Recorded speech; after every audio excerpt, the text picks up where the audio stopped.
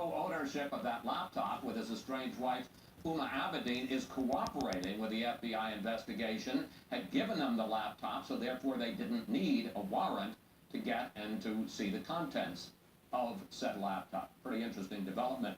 Let's talk about the politics of all this, because we actually have an election in 9 days. Jerry, there was, I think it's fair to say, a growing sense that Hillary Clinton was leading in this election and probably going to win it. But now that's called into question. I want to put up a new ABC News Washington Post poll that is out this morning. It shows that this is now a one-point race in a four-person contest. Clinton 46%, Trump 45%. And this was taken this weekend post-FBI announcement. Let's go to the impact on whether about supporting for Hillary Clinton. 63% say no difference, but 34%, that's 1 in 3, say it makes them less likely to support Clinton, and there is a sizable Democratic component in that 34%. So the question, Jerry, is, does this sense that Hillary Clinton was sailing to victory here, does that go out the window now? Well, look, I think this race was destined to tighten anyway. They always do at the end. I mean, you have undecided voters who are starting to drift toward Donald Trump a little bit anyway, because if they hadn't decided at this point, they may have already decided not to vote for her. You have some Gary Johnson voters, the Libertarian candidate. His support was shrinking, and those people look a lot more like Trump supporters than Clinton supporters. And you also have some Republicans coming home, which tends to happen late in the game anyway. So I think there was going to be some tightening. This probably increases the tightening. But you also have to say, on the other hand, that a lot of the country's already locked in one way or the other. And there may actually be a small silver lining for Hillary Clinton, that a lot of her voters were getting a little apathetic. It's all over, we've won. They're probably more motivated now. So I think in the aggregate, it's clearly not good for her. I think the extent that it impacts the race is hard to predict at this point. Lisa, the Clinton email scandal has been going on for literally a year and a half now, and a lot of people, including myself, felt that it had already been priced into the polls. You knew how you felt about it, and that was already reflected in who you were going to vote for.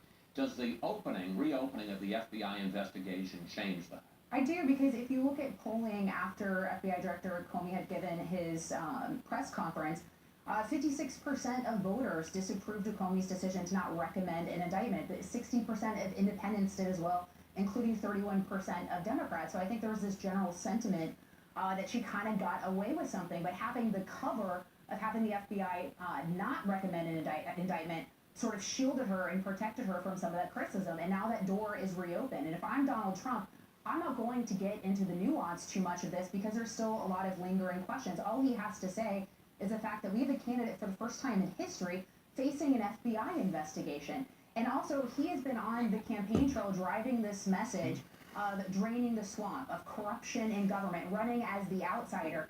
And, what better narrative do you need than this to make that point? And, to Jerry's point, I do think this helps Donald Trump, but it also helps on the down ballot races, because now Senate Republicans running in tight races don't have to be on the defense. They get to go on the offense. Let me pick up on what Jerry was saying, and Lisa. George, does this energize Trump supporters who may have been losing hope as the polls seem to be going against him? What impact does it have on people who were going to hold their nose unenthusiastically and vote for Clinton because of that, and now might just stay home? And to pick up on Lisa, what impact does this have on the Republicans trying to hold on to the Senate? Well, it could well be that by slowing whatever momentum Mrs. Clinton had, it does help the down-ballot Republicans. But it does strengthen the fundamental Trump narrative, which is burn it down, blow it up. I'm terrible, but who could be worse than the people running Washington? It's the Casey Stengel vote. Let me explain. 1962, the New York Mets are en route to losing a record 120 games. Their manager's Casey Stengel. One day he looks down at his bench and says, "Can't anyone here play this game?" And I think people look at Washington and say, no one there can play the game. And so it strengthens, in a sense, the perverse Trump message, which is, I may be awful, but what could be worse than what we got? And why do you think it could have an impact on the Senate races? Well, because some people can say, well, let's go out and vote for people for whom we could have some enthusiasm. Maybe a Senate candidate we like, a gubernatorial candidate. And I suppose it also adds to the argument, if Clinton is going to be the president, that they need a check mark on her. Yeah.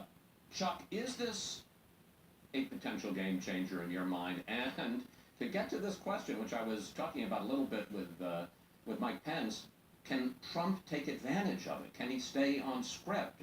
Lisa said, he's just got to make this point, keep it simple. You've got an FBI, you've got a presidential candidate who's under FBI investigation. Can he stick to that? In answer to that question, I would say if anybody in politics could blow this, it would be Donald Trump, because he has fumbled away so many other gifts. So yes, of course it's possible he could fumble it away. But to the first part of your question as to whether or not it's a game changer, I'm going to say a tentative no, simply because the polling on this race has been, even though the margin of Hillary's lead has been variable and it's now at a lower ebb, she's never really been behind. Not since the conventions. And I think that, as you were saying before, the email thing is largely priced in, and as George pointed out, millions of people have already cast their ballots. Having said that, I think what is interesting about this is that Hillary is now trying to actually turn it into an advantage. The way she's talking about it is to cast herself as the victim of this sort of perfidious FBI director. And in effect, inflame and rouse the Democratic base over this issue. I was going to pick up on that because I'm surprised that she decided she had to address it at some, but she is, as you say, making it a kind of, as you say, that she's the victim and taking on Comey in a very aggressive way. And when you really think about it, there's no other play. Because in truth, the email thing is a mistake. Her own people have admitted it. She's admitted it. The only way to turn this to her advantage at this late date is to present it as sort of a dirty trick. She's not saying that openly, but let's face it, there's a lot of conspiracy theorists in the Democratic Party base too, as well as the Republican ones, and she is attempting, and who knows, maybe it'll work, to cast herself as the victim of a dirty trick. Lisa, final thought? This is also the FBI director that she had previously praised after he had came to his former conclusion. Yeah, but come on, the political hypocrisy on both sides is extraordinary here. The Republicans were rigged, you had Trump saying it's rigged. Absolutely, I can see that. I mean, everyone's a little bit fooled here. But real quick regarding the down ballot, the better Donald Trump does at the top of the ticket, the better those Senate Republicans in tough races are going to do. So that's how it also helps the down ballot.